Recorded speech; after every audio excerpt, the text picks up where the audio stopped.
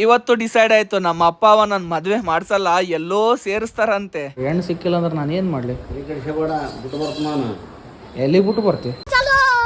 ಅದೇನೋ ಗೊತ್ತಿಲ್ಲ ಗುರು, ಇತ್ತೀಚೆಗೆ ನಾ ಹೊರಗಡೆ ಬಂದಾಗ ಮದ್ವೆ ಫಂಕ್ಷನ್ ಅಂತ ನೋಡ್ತಾನೆ ಇದೀನಿ. ನಮ್ ಬ್ಯಾಚ್ ಅಲ್ಲಿ ಇರೋರು ಎಲ್ಲಾರ್ದು ಮದ್ವೆ ಆಗಿ ಮಕ್ಳು ಮಾಡ್ಕೊಂಡಾರ. ನಮ್ ಪರಿಸ್ಥಿತಿ ಹೆಂಗಾಗಿದೆ ಅಂದ್ರೆ ಅವ್ರ ಮಕ್ಳು ಎತ್ತಿರೋ ಪಾಪನ ನಾವ್ ಆಟ ಆಡಿಸ್ತಿದೀವಿ.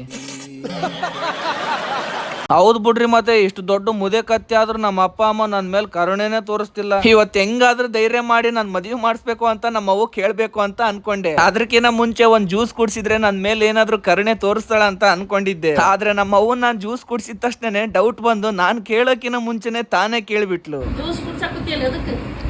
ಜ್ಯೂಸಾ? ಸುಮ್ನೆ ಹಂಗೆ. ಕಾರಣ ಏನಿಲ್ಲ, ನನಗೆ ಜಲ್ದಿ ಮದುವೆ ಮಾಡಿಸ್. ಮತ್ತೆ ತಗೊಂಡೋಗಿ ಕೊಟ್ಟು ಬಿಡು. ಯಾಕೆ ಮದುವೆ ಮಾಡ್ಸಲ್ಲ? ಜ್ಯೂಸ್ ಬೇಡ, ಏನು ಬೇಡ, ಕೊಡು ಹೋಗು. ನೆಕ್ಸ್ಟ್ ನಮ್ಮ ಅಪ್ಪ ಆದ್ರೂ ನನ್ ಮೇಲೆ ಕರುಣೆ ತೋರಿಸಿ ಫೀಲಿಂಗ್ಸ್ ನ ಅರ್ಥ ಮಾಡ್ಕೊಂತಾರ ಅಂತ ಅನ್ಕೊಂಡಿದ್ದೆ. ಆದ್ರೆ ಇವ್ರಿಗೆ ನನ್ ಮೇಲೆ ಇರೋ ಒಪಿನಿಯನ್ನೇ ಬೇರೆ ಇದೆ. ಏನಂದ್ರೆ ನಾನ್ ತಿಕಾ ಮುಚ್ಕೊಂಡ್ ಸುಮ್ನೆ ಇದ್ದಿದ್ರೆ ಅವ್ರು ಯಾವಾಗಾದ್ರೂ ಮದುವೆ ಮಾಡಿಸ್ತಿದ್ರು. ಆದ್ರೆ ನಾನ್ ಕೇಳಿ ದೊಡ್ಡ ತಪ್ಪು ಮಾಡ್ದೆ.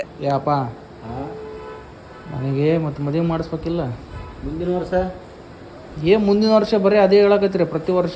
ಮುಂದಿನ ವರ್ಷ ಮುಂದಿನ ವರ್ಷ ಮುಂದಿನ ವರ್ಷ ಅನ್ನಕತ್ತೀರಿ. ಹೆಣ್ಣು ಸಿಕ್ಕಿಲ್ಲ ಅಂದ್ರೆ ನಾನು ಏನು ಮಾಡಲಿ? ಬೇಡ, ಬಿಟ್ಟು ಬರ್ತ ನಾನು. ಎಲ್ಲಿ ಬಿಟ್ಟು ಬರ್ತಿ?